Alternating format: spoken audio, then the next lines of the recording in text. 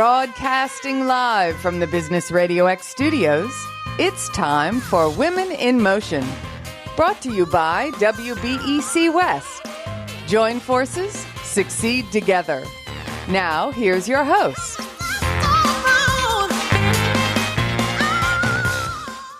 Lee Cantor here, another episode of Women in Motion, and this is going to be a good one. But before we get started, it's important to recognize our sponsor, Webeck West. Without them, we couldn't be sharing these important stories.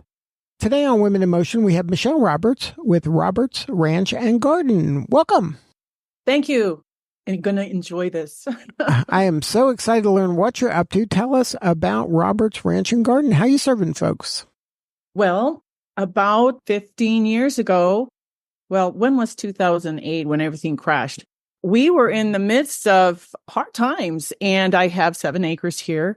And I thought, okay, I am a master gardener. We can do this because I had a lot of children and they were teenagers and they needed a job, but we're rural and I wasn't going to be a chauffeur. So I said, we are going to create a CSA farm, and that is community supported agriculture. And it was just barely beginning at that time. And so in order to do that, I needed to start my own starts. So I designed and built a little hoop house, which is just a steel and plastic structure that is a Quonset style. You see them all over the nurseries and the garden centers. And so I built this little 20 by 24 hoop house, and we started thousands of starts in that hoop house. And we planted them out in our garden, and I cultivated as much as I could. We sold shares in the produce, and it got us through those hard times. We supported 3 different farmers markets every week with all the extra produce that we had. And we were also working with the NRCS in sustainable ranching because we had some cattle, and they were over visiting one day and looking at our grasses and stuff. And they saw my little hoop house and said, "Oh, the NRCS is giving grants for those next year." And I said, "Oh, great, next year." I had just built it. And so we worked with them now and then throughout that year. And I happened to say to them, "Hey, if anyone wants us to build their hoop house, we can do that." And I sort of sent some literature out that way to them. And lo and behold, they gave us a call. And some of the people who they were granting all of this money to build hoop houses in their backyards, or, if they were commercial, whatever they were, they had to apply. They reached out to us, and we began building hoop houses for the grantees of this program and others. And so that kind of started taking off. And I actually went and got grants myself. I have 2 80-footers. And so it really helped with my CSA farm and everything that we were doing to have those, because it extends the season, the growing season, and does a lot of other things too. So that is how we kind of got started. And in 2015, I had a son graduate as a mechanical engineer. And I just felt like, it's time for me to step out. Maybe he would like to do this. And so he did want to. And we renamed, we did a DBA, and we named it Roberts Ranch Hoophouses. And that has just taken off, and I still work with him in that business, and it's just been amazing. And now I have created a little 8x10 because I feel like food sustainability is just so important, and I want people to be able to grow in their backyards, on their porch, on the rooftop, wherever they can, so that we can be in charge of what goes into the food we eat. Now, I am not a gardener. I don't know anything about gardening. And can you explain a couple of things to me so I kind of can better understand everything you're talking about? A hoop house, how is that different than like a greenhouse? That is a very good question. Greenhouses are typically in concrete and partially walled, especially the lower parts. And it's more like a house, it's a framed like building, and most of them have glass panes or polycarbonate sheeting. And ours is just a galvanized steel hoop. And some of them are just half circles, and then they're covered with plastic, and the end walls can be plastic or they can be solid, but most of them are plastic. And if you've ever been to a big nursery, you'll probably see lots of hoop houses. The other thing that we built and designed just a few years ago was a Gothic style, which out here where we are in Utah allows for the shedding of snow, so it doesn't build on the top and cave the hoop house in. So we recommend the Gothic style, and it is very excellent for this area. And it's a very pleasing, appealing shape. It really is attractive. And then you mentioned starts. Like, what is that, like kind of when you just plant seeds or the beginning, Yes. We plant thousands. We use just thousands of, we have soil blocks that we make ourselves. It's just a way of doing things so that it was more natural and just a massive scale. We could just plant up a lot and take care of it. And then we transplant them into our big hoop houses from that little one. So each hoop house has a kind of a specialty?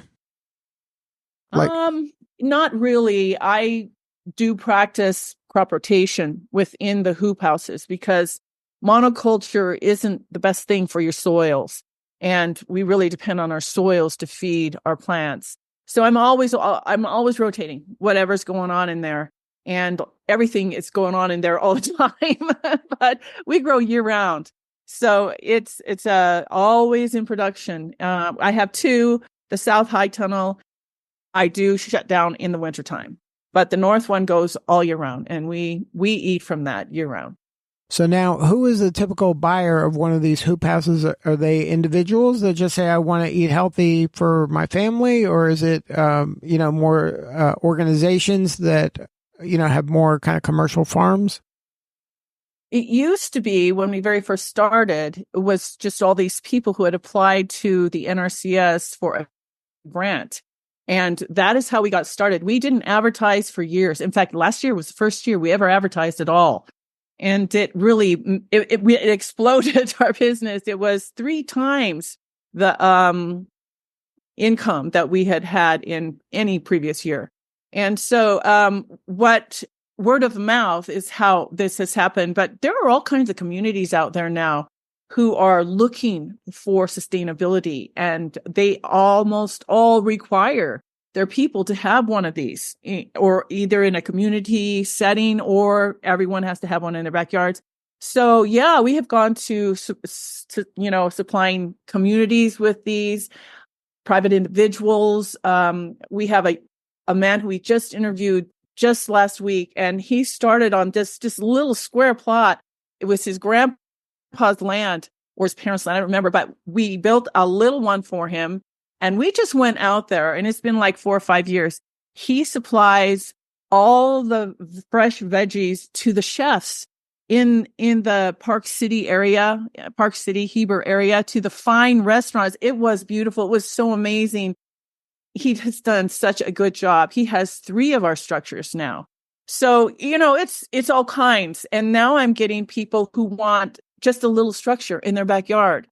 And so it's across the board, all kinds of people who want to have the ability to protect what they're growing and to grow on their own and to learn how to grow. So yeah, it's changed. And then do you ship them all the stuff with kind of the manual of how to build it, or do you have to go there and set it up for them? We do both. I didn't want to continue to do both. At first, we were only the builders. We just built and built and built. But then I decided, you know what? We can make kits. We can make kits out of these. We'll write some instructions and we'll ship them off, or they can come pick them up. And so then we did that for years. And we are still building for people. So what is good about us building is we are always staying abreast of our own structures and the changes we make and how it's working out for others who we give these kits to. Because we have actually made some modifications. We are always trying to upgrade and use the best products we can find. Now, are they made of, I think you mentioned there was some metal at one point, or is it wood? Like, what is it constructed from? So you can have a hoop house kit, either Gothic or Quonset style, that is completely steel and plastic, or you can build out of wood. Wood is less expensive and it doesn't last as long. We encourage people to paint their wood first so that it does last longer. Inside of the hoop house, it's its own environment and it can be very moist in there. So anyway, that's what they're made out of. And there are specific materials that you use for these hoop houses. And we provide the same kind of material that's on the commercially built hoop houses that you see. It's very sturdy, very strong. That's what makes us a little bit different than just a greenhouse. The greenhouse that out of polycarbonate, that plastic that you see in different stores and you can buy and put together. The problem with them is that polycarbonate, it shrinks and expands according to the season. And we get really cold here. And so you have all your walls contracting and you have all this air coming in that's very, very cold. So you really can't effectively grow year round in one of those because it's not sealed completely. Our hoop house is sealed completely with a channel and wiggle wire locking system and just roll-ups that are locked down in the wintertime and vents that close. And we do actually teach people how to grow year-round, when to plant, what the planting dates are, how to double cover. And you can do it without any heat or lights. But of course, if you want heat and lights, you can always put those in there and get some tomatoes, go year-round too. So now, anyway. How is it anchored into the ground? Do you have to build kind of foundation or does it go right into the dirt? We drive 4-foot posts 30 inches into the ground with a post driver. And then we put the arcs into those posts and they're all screwed in with good, sturdy, self-drilling, self-tapping screws. And we built a kind of a skeleton that way. And I live in a windy area. And so after all of that is done and you've got your plastic on and everything is done, we will take earth anchors and we will wrap them around the post and the base frame, which can be made out of wood or steel. And we drive those earth anchors into the ground. And on my 80-footer, I drive every single post. I put an earth anchor on it because we almost lost it one year. You know, it just almost went airborne. But we had trees fall, 60-foot trees fall and shingles off the roofs. And my neighbor lost his barn. You know, it was bad. And then what about ventilation? You mentioned it's kind of airtight. So there's a way to let air in though? Right. Our hoop houses are designed with roll-up bars, and we have a manual ventilation. We just roll it up, and it's geared. So a whole 90-foot curtain, we call it, that goes down the side, will roll right up to like 3 feet high. And so you get both sides rolled up, and then it is critical that you have vents on the top ends as high as you can to the top. And it's amazing how the airflow happens in there. It comes in the sides, it rises up and goes out the ends. And that airflow is what is so great in the hot summer months. We don't shade our high tunnels, but I do double water. I water at 10 and 3. And with that airflow going on and with the double watering, we grow 1.5 times faster in the hoop house than we do the same thing outside. Wow. And then you mentioned this protects from the elements, but also from pests? Oh, yeah. Yeah, we have, the grasshoppers, you can screen where that roll-up bar is, and it all rolls up. You can put screening. I've seen chicken wire. I've seen the stuff they put on the highways. You can do that so that it keeps things out that shouldn't be in there. Like, I don't like it when certain kinds of moths come in there or grasshoppers. And so we can keep all of those things out by screening it down low. And the deer, I'm in the Rockies, and a lot of the residents here, even in the valleys, have deer munching on everything in their yards. So if they put their stuff under cover, their vegetables under cover is what I call it, they will be able to enjoy it year round with the deer, because the deer don't really like the plastic. Right.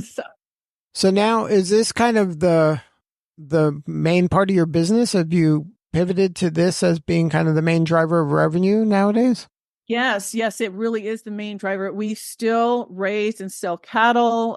We have milk cows. We sell eggs. We still have a farm going on, and we have a vegetable co-op, and demonstration gardens for this hoop house business. Yeah, it really did take off last year, and it's been exciting. And we're trying very hard to kind of scale it now. So now you're in, it's not nationwide yet, but it hits quite a few states, right? Yeah, we're available to all the states, but in the West, we are the only hoop house manufacturing building company for hundreds of miles around us. We are the only ones that are NRCS approved. You have to be an approved company in order for that grant to go through. You have to use an approved hoop house kit company. And the only other ones that people around us can access are ones clear back east or in China, and the shipping is horrendous. So it's really advantageous to those around us to come and visit us and see what we have here, because the product is really great. It sounds like you're kind of accidental hoop house servicers, right? Like this, you didn't set out to do this, but you jumped on the opportunity. So congratulations. Oh, yeah. Yeah, you're exactly right. I did not set out to do this, but my passion is gardening and growing healthy, nutrient-dense foods. And so I also want to add that value to these newer kits with a little manual on how to best grow in one of these things. Right, because you're a teacher at heart, right? You want more people to get into gardening and really eat healthier food that they are controlling the sources. Right. Yeah, we have a lot of conferences here. I've taught the high schoolers who come with their little field trips, and lots of different organizations have come through here. Now, why was it important for you to join Weebeck West and become part of that community?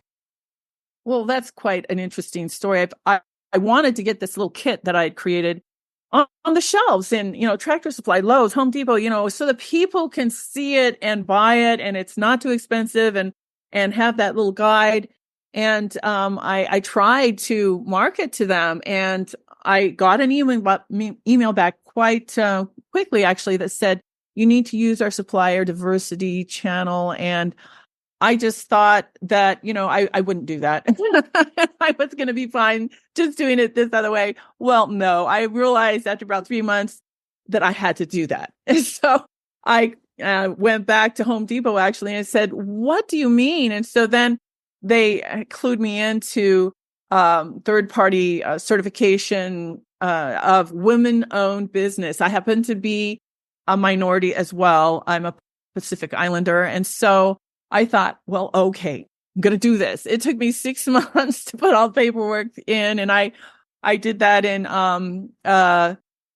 December of last year is when I finally got everything done and was certified. And then I thought, okay, now what do I do? I guess I'm going to go to this national conference and figure out what I'm supposed to do now. And so I did. I loved it. I thought, oh my gosh, the training and the education here is MBA plus. And these are the people who really know how to do business, and they know the steps. I know how to be. I'm a master gardener, and I could teach anybody how to be successful, but I'm not a master of business. And so they were going to help me. And I was so thrilled with that. And on the third day, I was part of a whole room full of people where I was actually at the tables with the buyers from Lowe's, from Home Depot. I was like I didn't know they were going to be there. So it was the greatest thing. And now I'm talking, and and we're getting our kit in a box, and it's just great. I still have a ways to go. I have to make my pitch, and I have to have the product exactly right. And I'm working on that. So it's easy to build, and it's user friendly and all that stuff. Well, congratulations on all the momentum. It must be so exciting to have this pivot happen. It's almost like it's re-energized you a bit after that, tough economic time. Yeah, it has. It's given me, it's just thrilling. It's thrilling to do, and to, when people come to pick up their kits and I walk them through the gardens and the hoop houses, and they love it. I love it. We talk gardening, and it's my passion. And I saw that on the website that these hoop houses aren't just for gardening. You have them for pickleball? Oh, my son is a pickleball player, and he and his friends got together and decided to build one of those things in the backyard of one of his friends, and it went well. And so, yeah, we're doing those too. It's a going thing. So, Look, once you open your mind to things, who knows what's going to happen, right? right. Well, if somebody wants to learn more, have a more substantive conversation with you or somebody on the team, what's the website? What's the best way to get a hold of you and see some of this stuff? Yeah, our website is rrhoophouses.com. That is our website. And our phone number is on there. All the information about NRCS grants is on there, and lots of pictures and stories. So, well, Michelle, thank you so much for sharing your story today. You're doing such important work, and we appreciate you. Well, thank you. And thank you for this opportunity. All right. This is Lee Cantor. We'll see you all next time on Women in Motion.